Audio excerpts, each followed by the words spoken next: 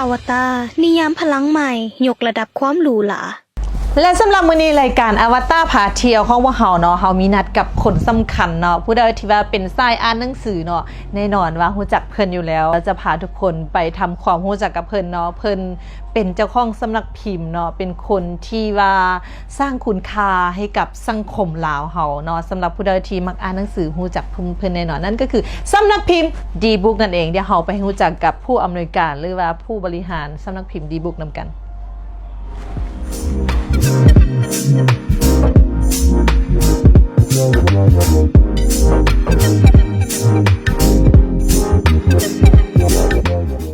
สบายดีคือสมหมายพรหมจันทร์ปัจจุบันเป็นอำนวยการสำนักพิมพ์ดีบุ๊กและทางเป็นประธานจัดงานมหกรรมหนังสือมาทาง5 ครั้งโดยอย่างฮูว่าก่อนที่จะมาเป็นสำนักพิมพ์ดีบุ๊กนี้เกิดมาจากไสหรือว่ามีแรงบันดาลใจแนวใดเด้ดีบุ๊กเกิดมาจากการขายปึ้ม3 เล่มทำอิฐของอาจารย์กาบแก้วเขาขายออนไลน์ตั้งแต่ Facebook ที่หาก็มาลาวใหม่ๆโดยตอนนั้นหาก็เรียนจบมาเขาเริ่มขายหนังสือแล้วก็เลาะทรงเองหลังจากนั้นมันก็เริ่มขยายตัวขึ้นมาแล้วก็เปิดเป็นห้างปึ้มยังเป็นทางการปี 2019 และปี 2021 ก็สร้างตั้งเป็นสำนักพิมพ์แล้วก็โรงพิมพ์ดีบุ๊กโดยยังฮูว่าหนังสือที่เปลี่ยนชีวิตเป็นเล่มใดสำหรับหนังสือแน่นอนว่าเฮาอยู่กับหนังสือมาอยู่แล้วแล้วก็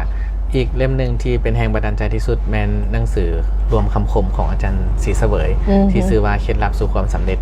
มันจะรวมคำคมแรงบันดาลใจให้จากบุคคลที่ประสบผลสำเร็จแล้วเวลาที่เฮาอ่านเฮาก็อยากรู้สึกว่าอยากประสบผลสำเร็จคือกันคาซันเฮาก็เริ่มมักหนังสือเริ่มมักอ่านตั้งแต่ตอนนั้นเป็นต้นมาเล่มนี้มันบอกแม่นการที่เราเรียนรู้จากความผิดพลาดหรือว่าเรียนรู้จากความสำเร็จของคนที่สำเร็จแล้วมันคือทางลัดสู่ความสำเร็จอีหลีถ้าบ่เชื่อไปอ่านเบิ่งเคล็ดลับสู่ความสำเร็จสามารถสั่งซื้อได้อยู่เล่มนี้อยู่ห้างปึ้มดีบุ๊กถือว่ามีหลายเนาะถือว่าเล่มนี้เป็นเล่มแห่งบันดาลใจของข้าพเจ้าแล้วก็บ่อยากให้มันขาดห้านหลังจากที่หมดแล้วเราก็สร้างมาตลอดเดี๋ยวพาทุกคนไปยังโลเบิ่งห้างปึ้มของดีบุ๊กเพิ่นว่าเพิ่นมีหนังสือแบบใดประเภทใดหนังสือที่แบบอยากแนะนำให้กับผู้ที่ว่าเริ่มอ่านใหม่เล่มใดสำหรับหนังสือที่อยากจะแนะนำให้กับคนที่เริ่มอยากจะอ่านใหม่หรือว่าบ่ฮู้ว่าจะอ่านเล่มใดเนาะมันมีปึ้มเล่มนึงปึ้มที่ท่านควรอ่านของท่านศักดิ์ชัยแสงอรุณซึ่งเพิ่นเป็นทั้งนักปรัชญาแล้วก็นักธุรกิจที่ประสบผลสำเร็จเพิ่นเขียนปึ้มเล่มนี้ขึ้นมาสำหรับคนที่บ่มักอ่านโดยเฉพาะเวลาที่อ่านแล้วเราจะรู้สึกว่าเราเป็นคนนึงเราก็สามารถอ่านได้เนื้อหาบ่หลายและเนื้อหาที่สามารถเข้าถึงได้แล้วก็เป็นประโยชน์และสำหรับยูดีบุ๊กนี่เนาะจะมีหนังสือที่หลากหลายประเภทเป็นศูนย์รวมของหนังสือทางภาษาลาวทางต่างประเทศแล้วก็มีทั้งหนังสือสำหรับผู้ใหญ่แล้วก็มีหนังสือสำหรับเด็กน้อยก็คือทุกประเภทสำหรับตั้งแต่ประถมมัธยมมหาลัยมีครบหมดเลยแล้วก็คนที่อยากเรียนรู้อยากพัฒนาตัวเองอยากเปลี่ยนชีวิตจากการอ่านหนังสือเนาะทางสำนักพิมพ์ดีบุ๊กเพิ่นก็มีครบหมดเลยเนาะของบัวแก้วได้เล่มใดที่มักที่สุดในงานดีบุ๊กหนังสือที่เปลี่ยนชีวิตเนาะซื้อจากดีบุ๊กนั่นก็คือเล่มนี้เองเนาะ Mindset เนาะก็คือสำหรับแก้วเองเนาะบอกเลยว่าถ้าเฮาจะสำเร็จหรือล้มเหลวอยู่ที่ความคิดถ้าวันนี้เฮาอยากรวยแต่เฮายังบ่ได้รวยเทื่อเปลี่ยนที่ความคิดก่อนเรื่อง Mindset ก็คือเรื่องเขาเอิ้นว่าสุดความคิดของเฮาเนาะถ้าเฮามีความคิดแบบคนจนต่อให้เฮามีเงิน100 ล้านเฮาก็กลับมาจนคือเก่าแต่ถ้าเฮามีสุดคุมคิดแบบคนรวยต่อให้เฮาบ่ได้รวยเถอะแต่เฮาจะมีวิธีหรือ2ทางในการคิด5เงินนั่นเองเนาะก็คือ mindset เนาะสุดความคิดมักที่สุดคือความคิดของคนเฮามันจะมีอยู่2แบบนั่นคือ fix mindset แล้วก็ growth mindset fix mindset ก็คือคิดแบบคงที่ทุกอย่างมันยากเป็นไปบ่ได้ดอกความเก่งเกิดมาจากพรสวรรค์ทุกอย่างมันต้องเก่งมาแต่เกิดแต่สำหรับ growth mindset ก็คือคิดแบบเจริญเติบโตก็คือคิดแบบทุกอย่างมันเป็นไปได้ทุกอย่างมันง่ายพรสวรรค์สร้างได้หรือแบบบ่จำเป็นต้องเกิดมารวยเฮาก็สามารถเปลี่ยนชีวิตด้วยการคิดที่จะพลิกชีวิตด้วยตัวเองนั่นก็คือโชคชะตาสามารถเปลี่ยนได้ด้วยตัวเราเองอ่านมาโดนแล้วเห็นว่ามีผลงานการเขียนนำมีละเล่มทวิตนั่นก็คือตัวนี้เลยคิดแบบคนสำเร็จคือหลังจากที่เฮาอ่านแล้วนะมันมีขังความรู้อยู่ในหัวเฮาเป็นการเฮ็ดเหียงเนาะจากหนังสือที่เฮามักอ่านที่สุดเป็นหนังสือที่เฮามัก1คือเรื่องความคิด2ก็คือความเพียรกฤษเนาะคือถ้าเฮาอยากประสบความสำเร็จเฮามีความคิดแล้วแต่เฮาไปลงมือเฮ็ดแล้วแต่ แต่ว่าเขาบ่มีความเพียรหรือบ่มีความอดทนพยายามที่จะเฮ็ดให้สิ่งที่เขาเฮ็ดนั้นประสบความสำเร็จบ่มีวินัยบ่มีความเพียรบ่มีความอดทนมันก็บ่สามารถประสบความสำเร็จไปฮอดเส้นชัยได้คือความสำเร็จเวลาเขาอ่านหนังสือเขาจะรู้ว่าเอาความสำเร็จมันคล้ายคือการแล่นมาราธอนถ้าเขาฟาวแล่นมันเมื่อยเด้แต่เขาแล่นแบบค่อยๆเป็นค่อยๆไปสเต็ป by สเต็ปทุกอย่างมันมีเวลาของมันเมื่อฮอดเวลาเขาจะได้ในสิ่งที่เขาคู่ควรเองอันนี้คือโดยอันนี้คือผลสำเร็จของคนที่มักอ่านเนาะอย่างทำอิฐเลยก็คือขั้นอ่านมาหลายเขาจะกลายเป็นนักเขียนโดยอัตโนมัติแม่นแล้วก็คนที่อ่านหลายส่วนใหญ่ก็เขาจะประสบผลสำเร็จแม่นเพราะว่าทุกคนมันมีเส้นทางของตัวเองเมื่อก่อนเราก็ลองผิดลองถูกแต่หลังจากเขามาอ่านหนังสือคือเรียนรู้จากประสบการณ์ของคนที่เขาล้มเหลวหรือว่าเขาเคยเฮ็ดผ่านมาแล้วสรุปแล้วก็คือการอ่านคือการย่อเวลาหาประสบการณ์แม่นอันนั้นแหละแล้วก็ที่สำคัญคือหลายคนว่าเขาอยากเป็นนักเขียนเขาอยากเป็นนักเว้าแต่ที่จริงเราบ่ฮู้จะเฮ็ดแบบใดแต่ที่จริงคือเขาแค่บ่มีองค์ความรู้ในหัวแต่ถ้าเขาอ่านให้หลายเขามีความรู้ให้หลายนะอยู่ในหัวเขานะสิ่งที่เขาเว้าหรือสิ่งที่เขาเขียนมันจะออกมาจากตัวเขาที่แบบเขาอ่านมันเป็นข้อมูลเข้าไปในหัวแต่เวลาเขาไปลงมือเฮ็ดแล้วมันทึกกันกองตกตะกอนแล้วกลายมาเป็นสุดคมคิดที่เป็นของเฮาอันนี้คือแบบจากการอ่านหนังสือแล้วแบบคือคนที่บ่ได้อ่านหรือบ่ได้ลงลึกกับมันแล้วบ่ได้เขียนออกมาแล้วมันจะบ่อินบ่มีอินเนอร์แต่ว่าเฮาเป็นนำซ้ายแล้วมันตกตะกอนความรู้บวกประสบการณ์กลายมาเป็นหนังสือที่สามารถส่งต่อให้กับคนรุ่นลูกรุ่นหลานต่อให้มื้อนึงเขาบ่ได้อยู่ในโลกวันนี้แต่หนังสือก็จะอยู่กับรุ่นลูกรุ่นหลานและรุ่นต่อๆไปให้เขาได้ศึกษาประสบการณ์ของเฮาได้แล้วสิพาไปเบิ่งอีกมุมนึงที่เป็นมุมของเพิ่มนิทานสำหรับเด็ก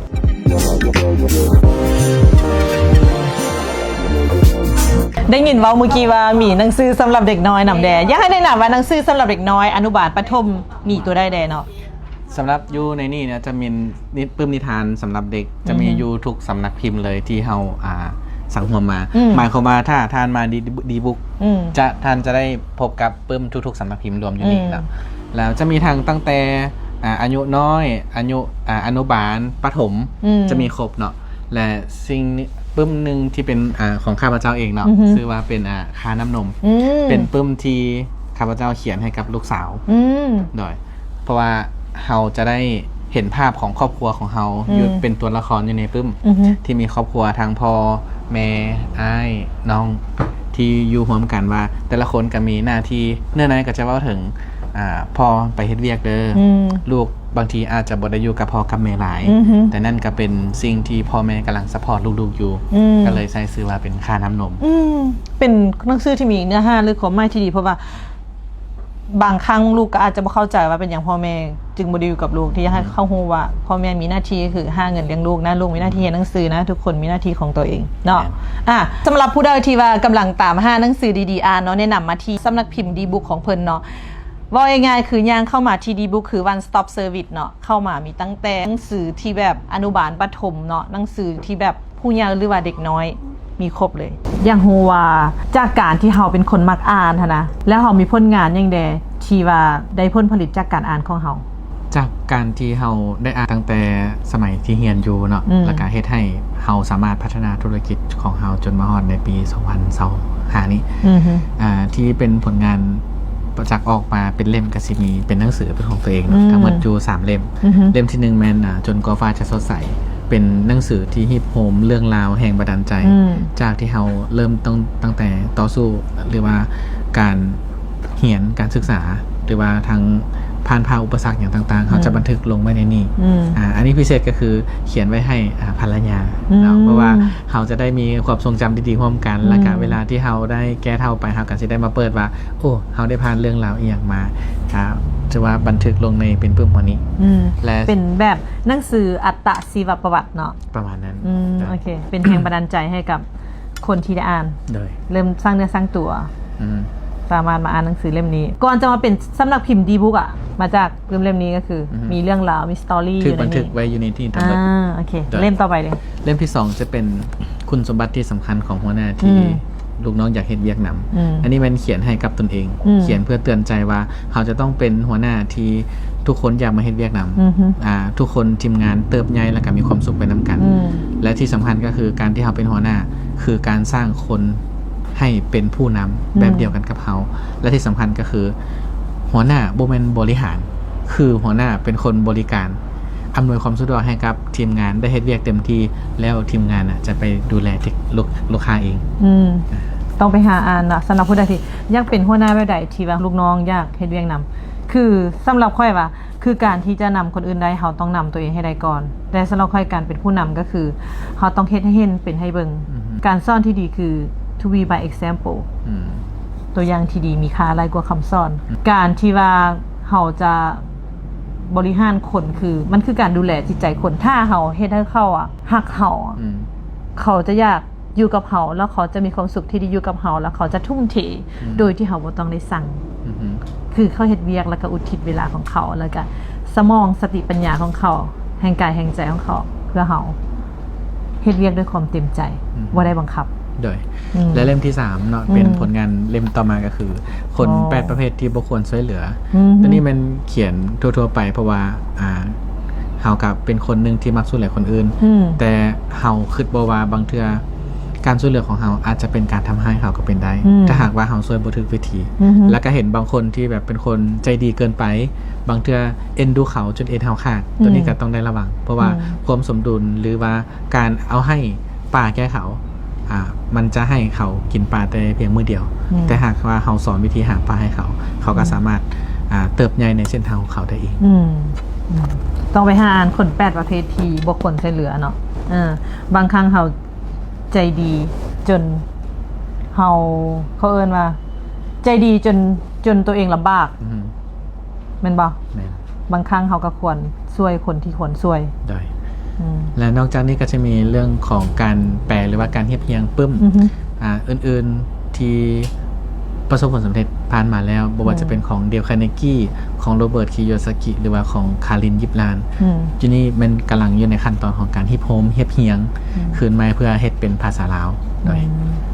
การรอติดตามต่อไปว่าจะมีผลงานตัวใดออกมาได้เนาะสำหรับผู้ใดที่ว่าสนใจอยากได้หนังสือเนาะดีๆอ่านเนาะสามารถติดต่อที่เพจหรือ Facebook ของสำนักพิมพ์ดีบุ๊กหรือว่าห้านปึ้มดีบุ๊ก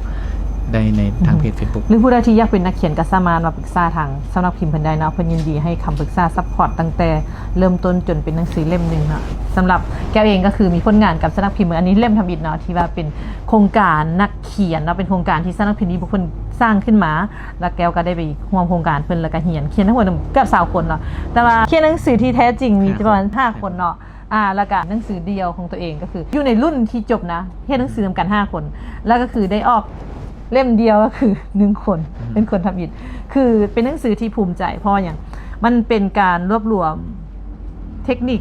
ประสบการณ์ของตัวเองทั้งหมด15ปีไว้ในหนังสือเล่มนี้คือย่อเวลา15ปีให้แล้วบอกเลยว่าต้องไปเสียเวลาลองผิดลองถูกถ้าผู้ใดอยากขายเก่งให้มาอ่านนี่คือขายแบบเก่าซื้อค่อยแดแบบเฮ็ดให้คุณค่าของสินค้าแถวขายมันหมดไปไม่ถึงแบบคือสินค้าบ่มีราคาซื้อซอยค่อยแดสินะแต่ถ้าอ่านหนังสือเล่มนี้จะโฮว่าลูกค้าต้องยังมาซื้อกับเข